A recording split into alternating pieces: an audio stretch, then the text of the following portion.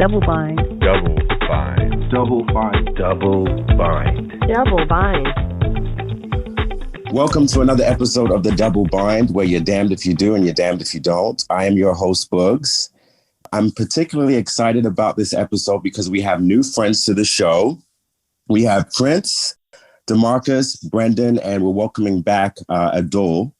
The topic that I want to discuss today with you gentlemen is we've kind of touched on in previous episodes in terms of loving yourself, so self-love, what that looks like, what that means. And I want to delve into our personal experiences that we've encountered in our lives being gay men. And we have a straight man on the podcast as well. And I want to hear from him, his experience dealing with men in his circle, what it looks like in terms of homophobia that he may have heard or experienced or participated in. And I want us all to, just be very open and candid. So just to back it up a little bit, I want to talk about representation. And for me, representation, starting early from my childhood and my experiences with homosexuality, it started off as a struggle. The struggle within my own family. So the Black family unit is kind of structured in a way to heighten homophobia, whether it's them using religion was kind of forced on me and to suppress my sexuality, because right away my introduction is that it was wrong. It's a sin. It's toxic. And it's something that I should not be. So from that standpoint, my introduction of who I am in terms of my sexual orientation was deemed as wrong, and it was heavily stigmatized. And I just think about, the other gay men that are out there who have experienced and have a similar standpoint, and they become DL. So it's like a recipe for a perfect storm, if you will. And I just want to flip it to, so let's say Prince. What has your experience been, briefly from like your childhood to now, based on what you've encountered and you've experienced? How has that shaped your outlook in terms of your sexual orientation and how you go about walking through life and having a relationship with other men? Very good question. I grew up in the church. My dad's a pastor. So, of course, like you, religion was forced upon me. You're raised to believe that it's completely wrong. And if you are, then you're going to hell. So there's always this period for people like me and yourself. There's a period of self-loathing. Like, you have to go through the process of trying to figure out, like, what the hell is going on? Why am I so different? Why is it me? You go through that, at least until I was about 18 or 19 when I moved away. And then at that point, there was a lot of things that I had to shed in terms of how I looked at myself, in terms of how I looked at homosexuality. It took me moving away from home to be able to do that and go through that process of starting to love myself and accept myself for who I am. It took relationships, whether they were good or bad, to help shape my perspective in general. And really, it's just been a process of loving me and learning how to do that. And it's not a quick process. It's still ongoing. And I try to impart that into other people who are struggling. Right. It's interesting that you say that, because I was thinking the other day, the older gay men would have paved the way for the younger gay men to be free, progressive, if you will. So, they can, if they're feminine, they wouldn't have to hide it or suppress it as much as someone who's older. But then someone pointed out to me, no, there are still younger boys that are gay that are still DL, right? They're not out. They still believe that, they are not 100% comfortable with their sexuality, although they probably won't admit that. They choose to live a life of discretion, and they will fold it under the guise of being DL. Brendan, you're the youngest on this podcast. I hate to throw you in the spot, but I want to hear what your perspective is, or what your experience is with your sexual orientation and navigating through, relationships with men. Yeah, definitely. I mean, I think we all kind of relate on the fact that, I also grew up in the church as well. And I was raised by my grandmother and great grandmother. So it was very much hearing and growing up in my home, the slurs and stuff that you hear about homosexuality and the homophobia. And it took me a long time. I think I'm in my 20s, but it took me a long time to get to a place in my life where I fully accept and love myself. And I love every part about being gay, and I wouldn't change it for the world. I love every part about, being with another man. So now it's just one of those things where I think for so long, a lot of us are told that LGBTQ is, a minority. But to be honest with you, just from my experience, I feel like it's the majority. I just think a lot of people are now becoming more open with their sexuality. And the more studies that they show and that they do shows that more people are saying they can go either ways, which is what I always thought growing up anyways. In regards to dating in relationships with men, it's been challenging because of lack of representation. I mean, growing up, who were we going to talk to? We couldn't talk to our parents. We didn't really see it on TV. Everything was taboo. And so with that, I think a lot of times my interactions were through apps, such as Grindr or Jack, which had a lot of sexual undertones. So they, led to most of my relationships with men were primarily just sexual because I thought that was the only way to interact and deal with them. And now after, of course, being in therapy for years now, I've now learned what I need in a relationship. And I think so many men and gay men especially get caught up in just the physical aspect, because that's all I think for a lot of us we know. Interesting. Very interesting. DeMarcus, what is your experience been, or what has your experience taught you with your gay relationship? It's the same question I'm throwing out to you as well, essentially, that I've thrown out to Brandon and Prince. It's kind of funny because it seems like all of us have this shared experience growing up in different places in the world and still going through the same things. I also grew up in the church, although my parents, they weren't pastors or preachers or anything. We went to church religiously. And so it was very difficult being gay for as long as I can remember, or at least when I was a kid, knowing that something was different about me, but knowing that I couldn't say anything about it because obviously my mom and grandmother and all of them, much like Brendan, had a lot to say about gay people, just to leave it at that.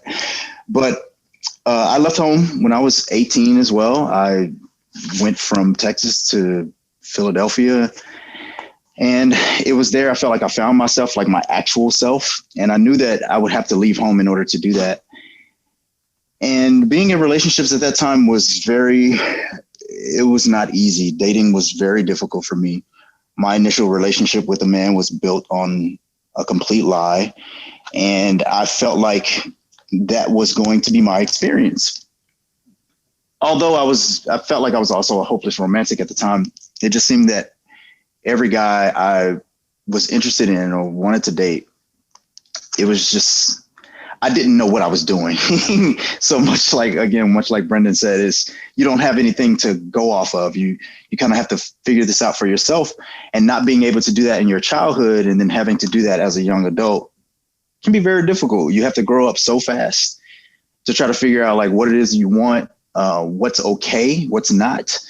And, dating girls in high school was not the same as dating young men in your young adult life. So I just felt like I was kind of unworthy of having real love. And it took me a long time to grow out of that. Appreciate your candidness. So if you're feeling like you're unworthy based on, how you were raised, your church, your family, et cetera, and you're now you have that's a load, that's a burden, if you will, that you're carrying, right? And you are now maneuvering through dating. How do you feel like that feeling and the initial feeling that you have, how do you feel like that played out in your relationships? Oh, it made things horrible. Feeling unworthy at that time. I don't feel like that now, by the way, but feeling unworthy at that time, it really tied into the church, right? So I felt unworthy because I felt like me doing this thing, leaving home and having this horrible experience was a punishment for myself. I shouldn't have done this. This is God telling me that I shouldn't be gay, et cetera, et cetera. Although I didn't, in my mind, I wanted to go back home, but I knew I couldn't because I would just be miserable there. So I think that in my relationships thereafter, it just kind of made things.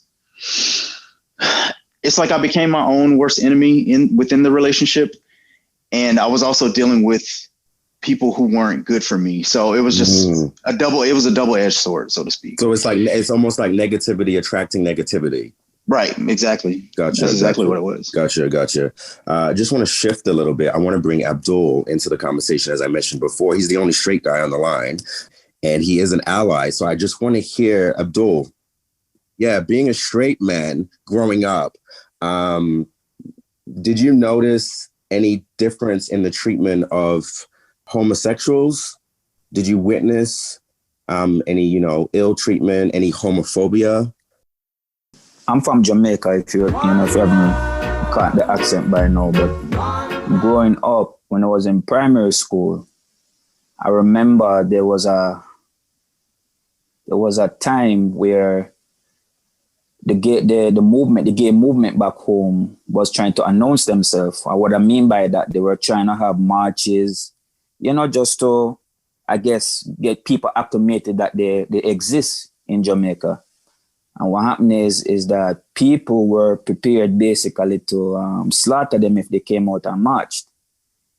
And at that time, I was always taught that I was supposed to be hostile towards them. I always thought I was supposed to kill them if I could.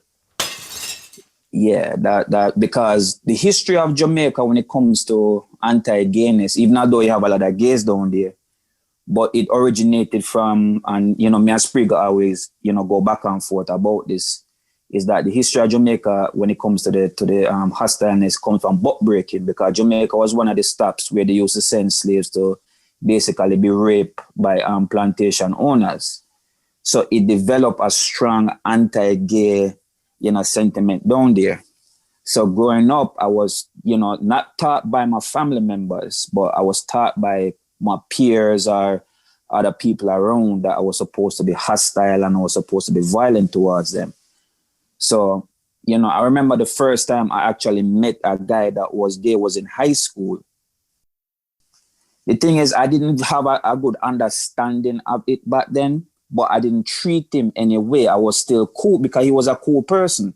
So I didn't see him for who he was. I just saw him as David, and that was it. And I respected him as such.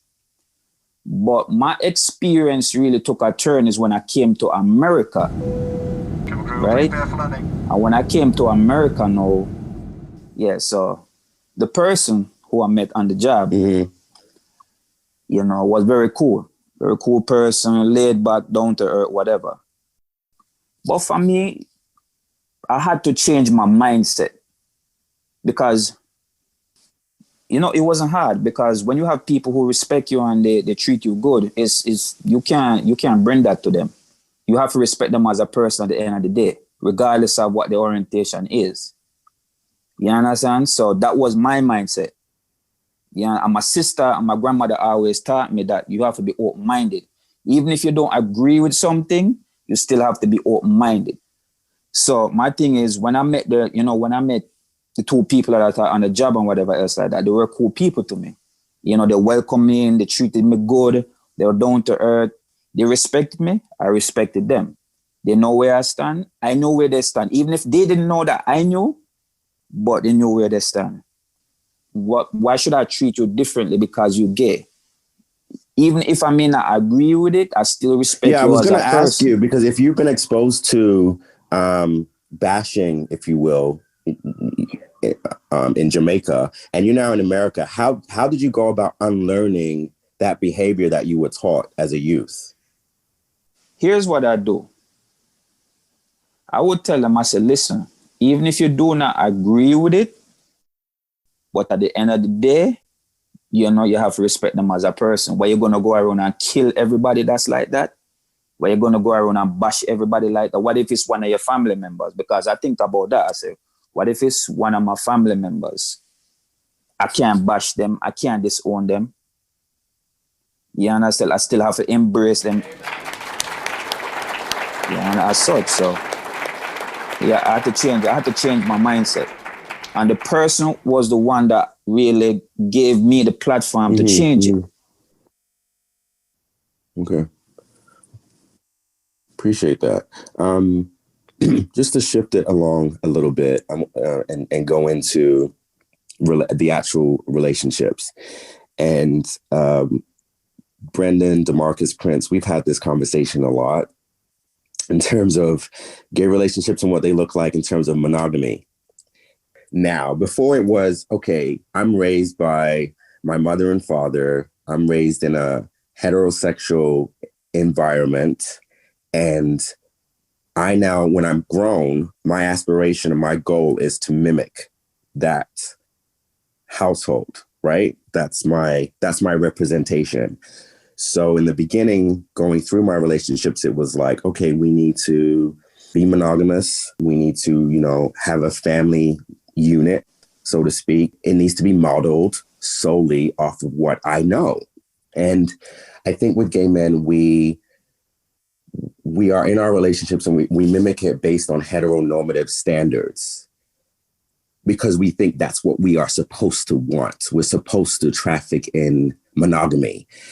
And I just think maybe not for everyone, but I think for some of us, it's okay to be in a relationship that's open.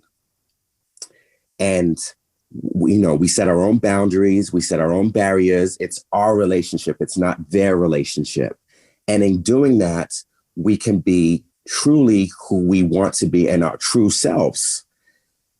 Do you agree with what I'm saying? Do you disagree? Do you think it should be for some, not all? We shouldn't judge if it is, because I notice with gay men, there's a lot of judgment. And the judgment, I think, comes from a place of resentment, which is okay. But I think that there needs to be a continued evolving dialogue so that we can get past what's in our own way. So I just start with Brendan. Yes, indeed. But to answer Nathan's question, I think for me, I do. I definitely see myself in a monogamous relationship.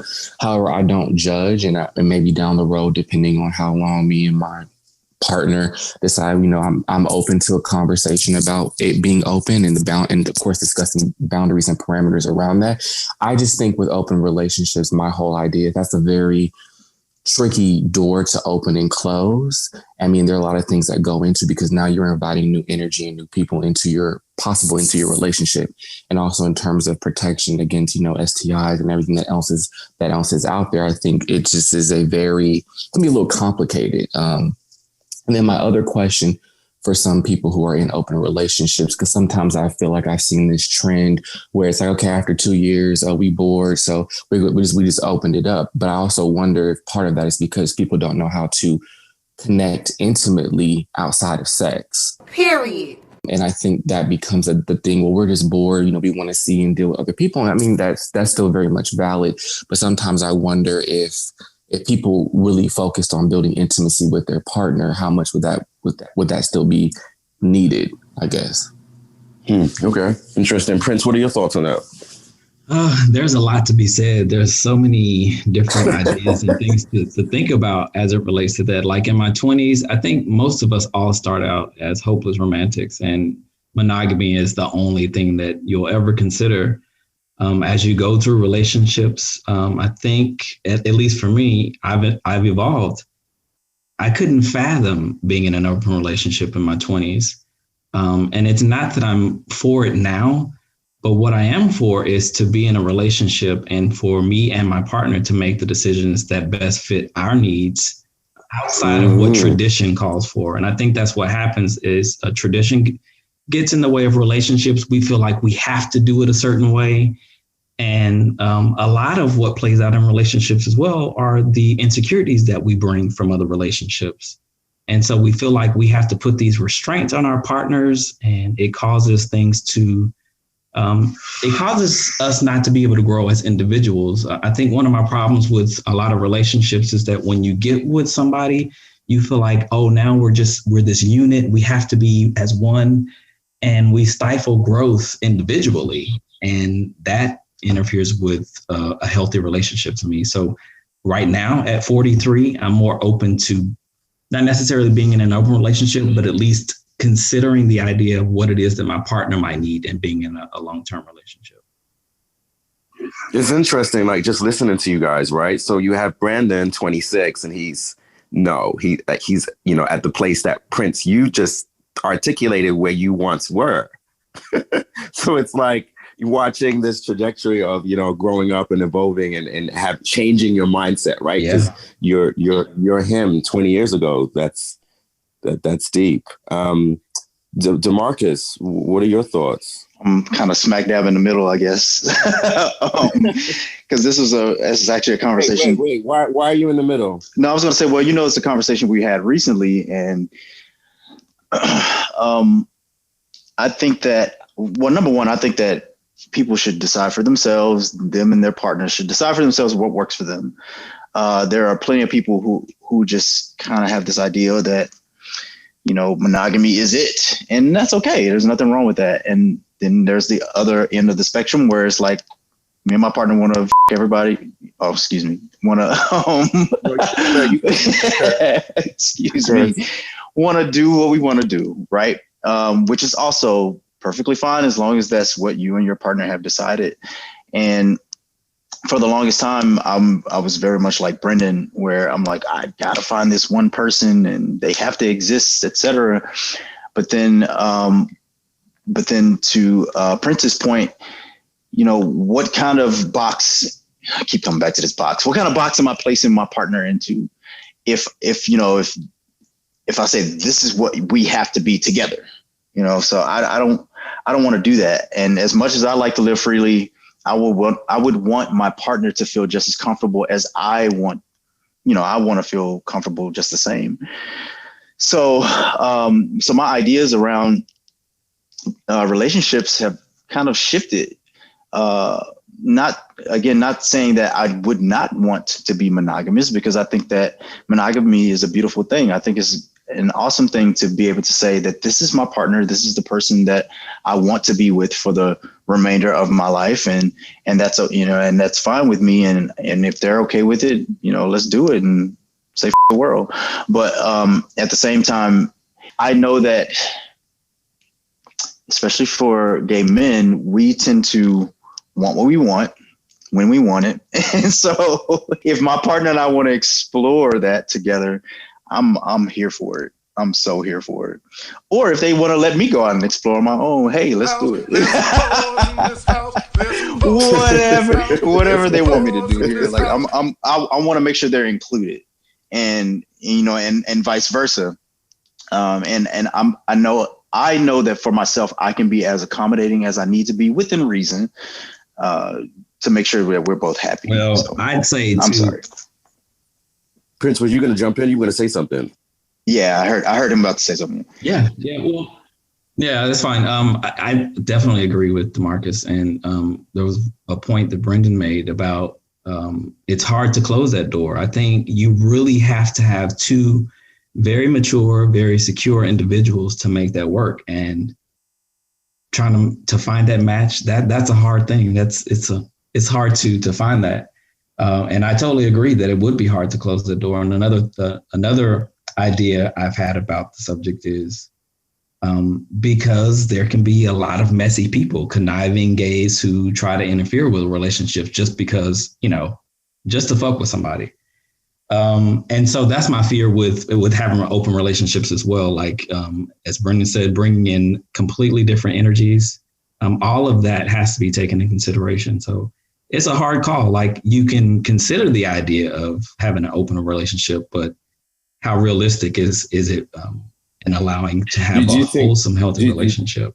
Yeah, no, for sure. Do you think men are capable of true intimacy and true monogamy? Do you think we're capable? I think a lot of us are, but I think it's in a man's nature to go out and kind of just, experience different things. I think one of the things that has killed the idea of monogamy is a lot of these apps. You have literally anything at your fingertips. Like, you have all of these options that we didn't have, before.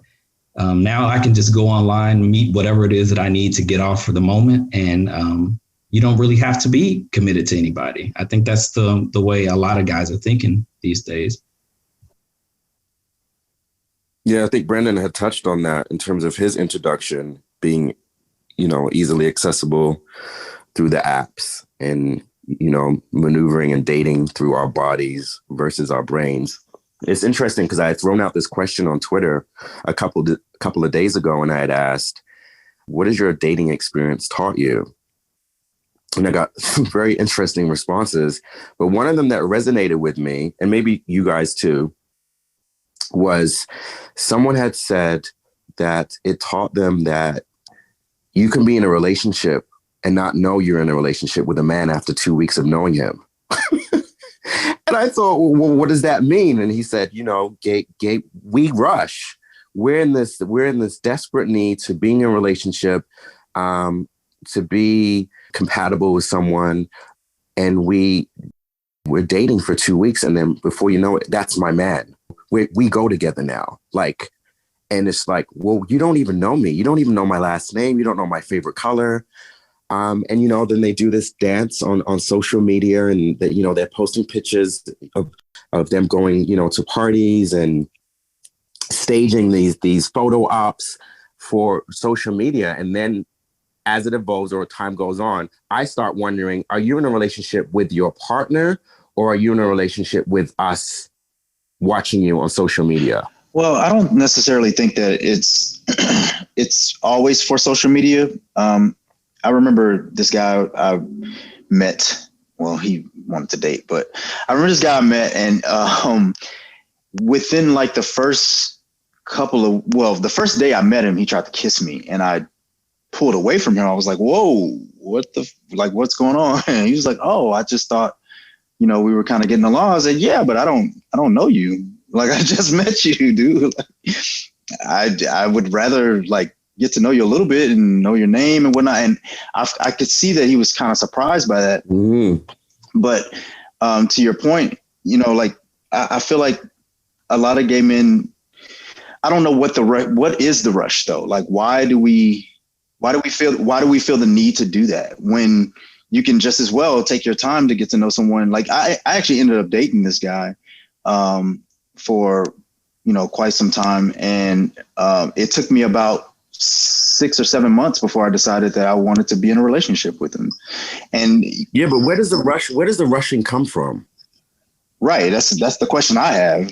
I feel like the rush for some people is because too many of us are scared to be alone, and we feel like we have to have somebody. I definitely feel like social media plays a huge part in rushing it as well. There's no way of getting around that. Social media has had a huge impact on every aspect of our lives. Well, the rush comes from making up for lost time. We weren't able to socialize like our heterosexual peers, and a lot of us have seen everybody else get to be in relationships and date and have these experiences that we couldn't have. So the rush is now I meet somebody, I feel like you're cute, you look good, and there's a little bit of sexual chemistry, and we're just going to go for it because I don't know if I'm ever going to find this again. That's real. But then if we know the rush is not going to be healthy for the relationship, then why do we continuously go through that cycle? Absolutely. This rush, and from as far back as I can remember, has happened even before social media was a big thing. Because, you know, putting my age out there, I'm 35 years old. And I remember specifically in the early 2000s, you know, dating guys, and I was like, damn, you know, like a month would go by and they want to move in. And I'm just like, no, like I don't know you like that. But that was a constant. It was something I saw in several gay relationships that, you know, guys would just get to know each other over the course of a couple of weeks. And then before I know it, they were living together.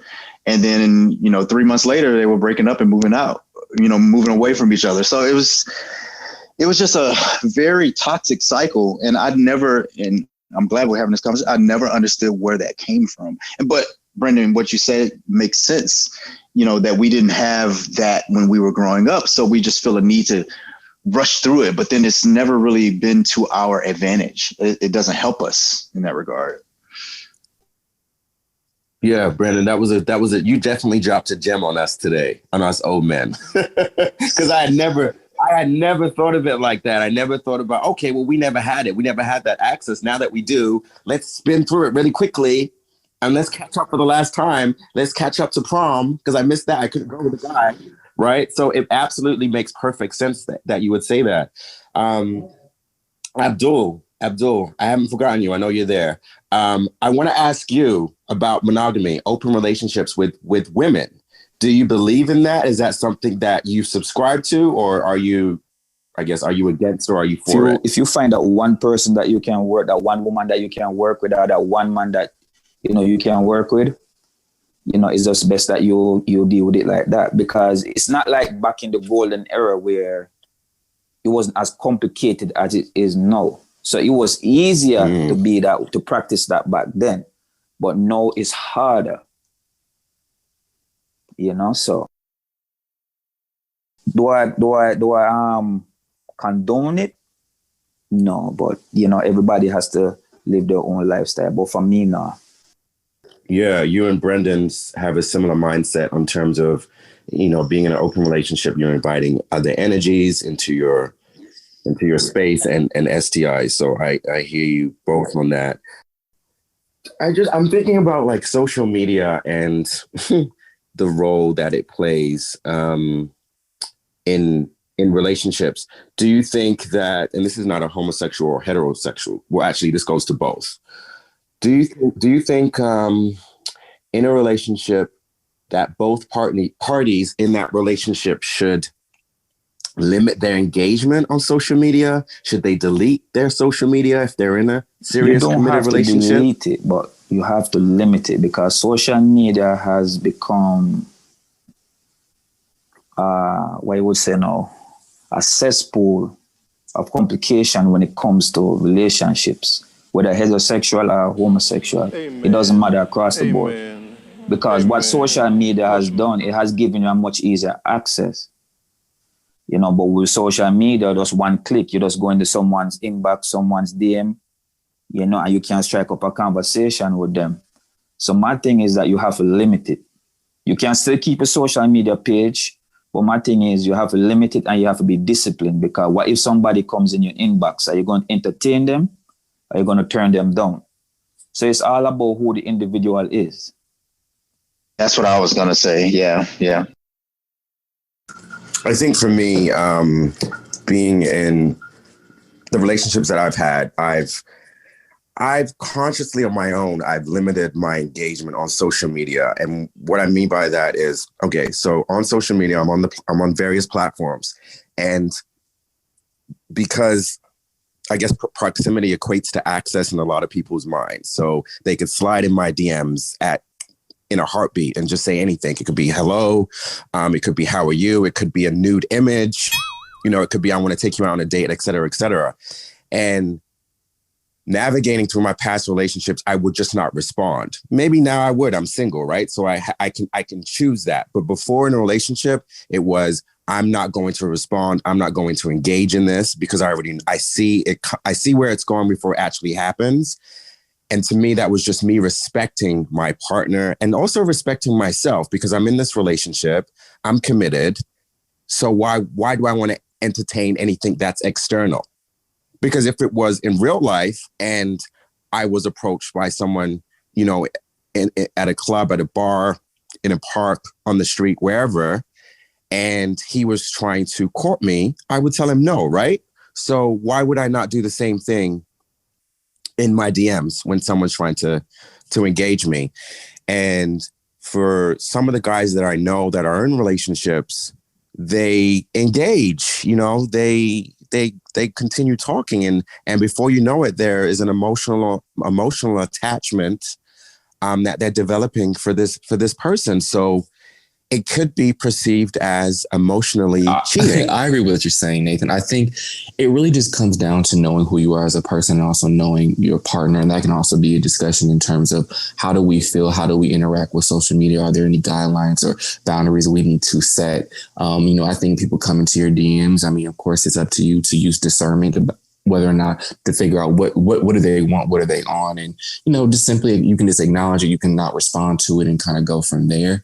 I think social media does definitely present its own set of issues, because I don't think people realize how much subconsciously it's just easy to even just slip into a conversation. And, one thing leads to another, like you said, Nathan. Next thing you know, it could be seen as emotionally cheating. I think you just have to be wise in terms of using it and how you use it and who you respond to or who you. But doesn't it depend on like what you use your social media for? Like for me, like I there's so many profiles that I come across, and these guys who are half naked or even naked. How do you be in relationships with people like that? Because they expose themselves to the world. They've got all of these men coming at them. So with that type of guy, you're gonna if I'm in a, well, the thing is, do I restrict him knowing that that's the type of guy he is and that's the exposure that he has, or do I just walk away, because it's not something that I can handle? For me, I use my social media to post pictures and, to engage with people that I don't get to see often. So if I'm getting into a relationship and my man wants me to restrict my social media interaction, that's not going to fly for me. Yeah, like you said, it's like knowing yourself and knowing your partner. And would you tolerate your partner constantly being on social media? I wouldn't. No. Yeah, no. I mean, because my thing is to a certain extent, are you in a relationship with them or me? And if that's exactly, and that's them, my you need to point. go be with them. Yeah, right. No, no. I agree. I think that what Prince is saying, like knowing what your partner might be using it for. Like, okay, so for myself, I use social media for various reasons. I also have a podcast out there somewhere. But beyond that, like okay, light plug. No, it's not a plug. That's why I didn't say the name of it or all the other information. Thank you. But I also, I'm a singer. I play piano. I do all these other things. And so a lot of times I put out there, I may put videos up about that. And so people do interact based on just that alone. Prince kind of made me feel bad, but very recently I've taken this fitness journey and I've started taking my clothes off a little bit, but sorry. I mean, no. It's cool. It's all good. No, and I feel like, and again, that's for myself. It's just, that's a part of my journey. And, I'm not showing my ass or anything like that, but. So what you use your social media for? Just like I got a new body. I kind of want to show it a little bit, but I'm also not in a monogamous relationship. So would things change if I were to be in a completely, fully, relationship committed 100% to someone? Absolutely. I would respect their wishes and I would do what I have to do, of course, to make that person happy. So I think it really just boils down to how, like Brenda said, are you in a relationship with me or social media? And you need to kind of make a decision. I'm not telling you that you need to delete your Instagram or delete your Twitter, but you need to think twice about the way you interact with people who might hit you up. Will I stop posting on social media when I'm in a relationship? No, of course I won't. I will continue to post. Yes. Does that mean I'll be posting? That. No, hold on. Let me say that I won't necessarily be posting my naked body for the world to see, and not that I'm doing that anyway. But even shirtless pictures, I probably wouldn't post unless I'm out. Like, say I'm out on vacation and I'm posting a picture with Bae. Yeah, I'm gonna post a picture. But but will I do that for nefarious reasons? Absolutely not, because I have to respect my partner. So absolutely. Okay, so I get what you're saying about your body and because you went from, you were super skinny and now you're super muscular. And our journeys are similar in that context. I also, Abdul, feel free to jump in too, because I think where I'm going with this, you'll be able to weigh in on nudity. So men and nudity and having their bodies on social media, this constant need to take pictures in their bathrooms, at the gym, and to put it on online for all to see and for all to drool, and they call them thirst traps, et cetera, et cetera. And I had this conversation with another friend of mine, and we were saying, why don't we see a large influx of straight men that are, you know, in beast mode in the gym and constantly posting their gym pictures. We just see it with gays. And I was like, well, the circles that we traffic in are gay circles. So why would we see a lot of straight men doing it? And, you know, and of course we went deep and we tried to think of other reasons. You know, well, gay men typically, they don't aspire to having, you know, a family unit. We don't have children.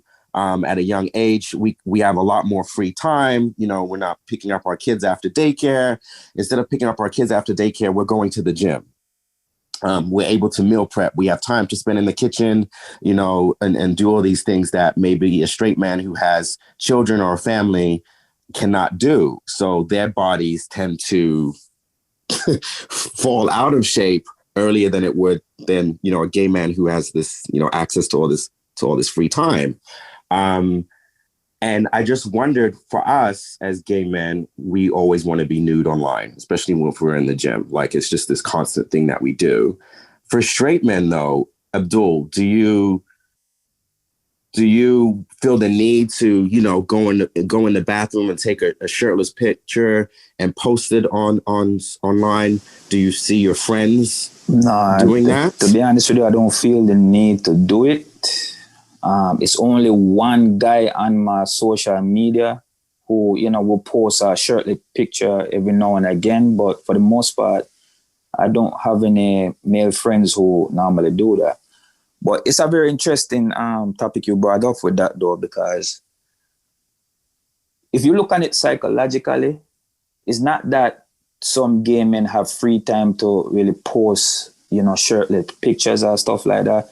I think when you're related to, you have to look at it from a standpoint of like what they call like an Instagram model or a Facebook model.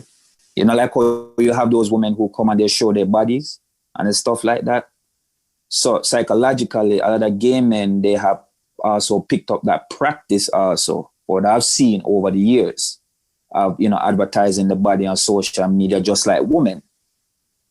You understand? So if you look at it from that psychological standpoint, I think in that sense, yeah, it has definitely. I don't think it necessarily, I could be wrong, but I don't think it necessarily with them having free time. I think it just has to be with, it's like attention. It's like an attention seeker. Yeah. I agree. When I'm saying free time, I'm saying free time to be able to be in the gym, right? To be able to work on your body to maintain or create this physique. But you have straight men who have the time to, you know, what I noticed with straight men, right? With us straight men, we will post a picture from the gym itself, but we won't necessarily have our clothes off or our shirt off, but we'll post a picture from the gym showing us working out and, you know, the hard work that we're putting in. But for a gay man now, he will take his shirt off now, and basically it could be an advertisement to other gay men, you know, or it could be him seeking attention. It could be one of the two. You know, that's my perception of it. You know, so yeah. Does the nakedness make you feel uncomfortable? No, that's his life. Okay, that's fair. Prince, we've talked about this a lot, and this constant need to be naked online. Where do you think that comes from? I am going to speak to something that Marcus said, and that he said that he's basically journaling his experience. I think that's what you said. And in that sense, I get it, because like first, like let's say like Instagram for me, I may take a picture and I post it because it's something that I'd like to go back and see a moment in time, or I'm journaling, you know, something that I'm going through in my life. In that aspect, I get it. Other aspects, I think that so many of us, and this is hetero and homo, we seek that attention. We just have this need for attention. And that's where a lot of that stems from. To me, it stems from insecurities. Like, we need those likes, we need those loves, we need that feedback from people. And I've seen so many guys that seek to have relationships, and then after a long time of not being able to find that relationship, they kind of take to social media and they start taking their clothes off, and they're looking for that attention from, you know, all of these followers that they're not getting in the relationship that they desire. And so that's what I feel like a lot of it is born out of insecurity. I agree kind of what you're saying. I'm thinking about my own journey with my physical fitness and journaling it on social media too, similarly to what DeMarcus is doing now. And yeah, it was like a moment in time, like you said, and I want to refer back to skinny Nate as opposed to muscular Nate. But also, if I'm being transparent and I'm being honest, the attention that I started to receive when I changed was an ego boost. It pervaded its way into my mind, and it made me sometimes want to continue posting those images because of the attention that I would receive. DeMarcus, I don't know if it's similar to you. I know you don't. It's not. You journal your fitness journey. You may go a couple months without posting a picture, and then boom. I don't post on social media very often, and no judgment to anyone who does this, but there are guys who post every time they go to the gym, or they'll post, at least a few times a week. And like Nate said, you may get one. Recently, I would say maybe one every couple weeks or so. But for the most part, especially when I think about Instagram, I may post once every month or two, or even longer than that. And it's purely for the fact that, I am, again, journaling, just trying to see where I'm going with this. How are people viewing this change? Because I am curious, I have a lot of my friends on, especially like Instagram. I don't have a ton of followers or anything like that, but I'm just curious to know, what does this look like? What? I don't. Well, Twitter, Marcus, you're almost at 2,000 followers on Twitter alone. But I've been on Twitter since 2008. Okay. That's fine. You could have been on there yesterday. It doesn't negate the fact that you get a lot of attention. I see the thread, the comments you garner when you post those images. You're just showing your torso, but based on the thread, sometimes I see and you get a lot of attention. At what point, is there a line that you draw at some point in terms of who you respond to and who you don't? Yes. I know exactly who I respond to and who I don't. I'm very calculated about who I respond to and who I don't. Brendan, what about you? You have a nice physique too. Thank you, Nate. I think it just depends on your intentions behind it. And I think that's just up to you. I think we have different ideas of, I guess, some people post nude and call it body positivity. I don't really know. That's not really not my job to discern if that is for you or not. I do think that part of this push, though, I think in the gay community of showing their body, I think what Prince said about insecurity, I think it's just another way to be validated, because I think we grew up in a world and in this world where we just so invalidated. We feel like we don't belong here. And so I think having a nice body is a nice way to feel like, yeah, I'm a man. I'm also, I got it as well. And I think even from my experience, I remember when my body was on some level of insecurity for me, because I was a little bit smaller than a lot of the people growing up that I went to high school with, and they would work out and everything. They didn't always consider me, quote unquote, masculine or, because I had, some feminine tendencies. So I think that also kind of plays a role maybe for others as well, is, hey, I'm in the gym, I'm buff now, so you can't even pull that card against me anymore. Yeah, there are some boys that, are not the muscular type. They don't subscribe to that. They may not even want it. And they do feel left out of the conversation. They do feel like they're not a part of it. They do feel like they're not, a trophy, if you will. I can only speak to what I've seen them say on platforms such as Twitter. And Brandon, they have their terms now where they'll tell us that we're fat phobic. We're body shaming them. It's not fair.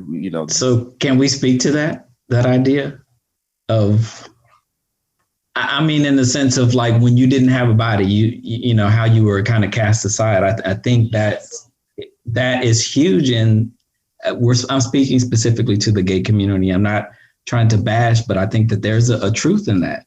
And so, Brendan, you'd have to agree that out of your insecurity, you gained a body, right? Yeah. And it's hard because, again, I was thinking about, certain things that I might have the opportunity to say today. If we feel like everybody has to have a body, and if you don't have a body, then you're kind of cast aside or you mean nothing. What message are we sending to people, and how much of the same are we than the people who may have cast us aside when we went through this going out process? Like if I came out to my family and they denounced me, or they didn't want to be a part of my life, like what are we saying to our gay brothers and sisters? If you don't have a body. Right. For me, even though I do work out and I do go to the gym 5 days a week, that's not something that's in my dating, like, you gotta have abs or six pack. I'm someone who, what is your relationship with your body, and health, and what does that mean to you, and what is, and how do you upkeep that and maintain that? Now, I don't think I would see and get with somebody where I like to stay active on some level and you just a couch potato, because that's not really gonna work. But someone who takes care of themselves, I'm open. You've never had to have, quote unquote, the Instagram standard or, bodybuilder standard body for me to like you. That just doesn't make any sense to me. Let me ask you guys a question, right? Because I asked a person this question the other day. We was having a kind of an in-depth talk about it. And I want to know if this comes from a sense of insecurity, with some gay guys that I've seen. When I see a gay guy that's flamboyant and he has to announce himself to the world that he's gay, is it that he's not comfortable in it, or he's just like how we would do in the masculine world for straight men? He's just being who he is. Yeah, Abdul. For me, again, I'm not speaking for the entire community. I'm just speaking from how I receive that. So I guess you're kind of saying, if you're, I don't know, let's just say you're in a restaurant and a guy walks in and you're seeing his sexual identity before you're really seeing who he is. That's it's announced first. Is what I got, and I've heard that before. And my response is always this: he is, from what I'm seeing in that moment, he's being who he is. Gays are persecuted in this world on a regular basis. Knowing that, if he's entering a place and he could be persecuted, why would he intentionally do that? Why would he do that to garner attention? He could be potentially putting himself in a harming place. So when I think of it like that, and no one is going to want to intentionally do that, right? They don't want to incite any violence or harm on themselves from others. Knowing that, I see it as him being who he wants to be. And I think that's to be applauded. I think that there's power in that. I feel that there's strength in that, in him owning who he is and walking through this world as he sees and living in his truth. Well, I mean, I think it's just that we don't want to make any, let me speak for myself. I don't make assumptions about anyone's sexuality until they tell me, if they want to tell me, it's on them. I'm not gonna change the way I treat them or anything like that. So in that case, even if they are flamboyant, and in my mind, I'm like, oh, this person is gay. Even if I thought, like, me thinking that is still wrong, so to speak, because that's not my business. But if they feel a need to announce it, even if they are super flamboyant, then that's just them. They are becoming more comfortable with themselves. I don't think it's insecurity. I think it's actually strength, because they're saying to the world, yes, I know you guys might have assumed it or whatever, but this is me, and this is who I am. And I'm going to accept that. But it's just like another, I hate using these terms, a straight acting guy or masculine guy who is gay, who comes out, and people tend to be more surprised in that sense. Yes. But, but it's the same thing. It's like there's strength in that. And I don't think it has anything to do with insecurity necessarily. Yeah. I think they're just owning who they are. And I think through owning it and, celebrating, I think it may come off as they're over the top, but I definitely agree with what you're saying, DeMarcus. You could be effeminate and not be, obnoxious. To me, being flamboyant, in my view, and maybe this is being judgmental, flamboyance to me is being obnoxious, being loud, and maybe for that particular person, they're just being loud and proud and, waving and announcing to the world who they are. They want to be seen, it's their prerogative. I will say, I think they go hand in hand often. Okay. Good answer. Thank you for tuning in to another episode of The Double Bind, where you're damned if you do and you're damned if you don't. I want to thank our guests, our new friends to the show, and our existing friends to the show. Thank you, guys. I appreciate your input and your feedback. It's much appreciated. Stay tuned for another episode.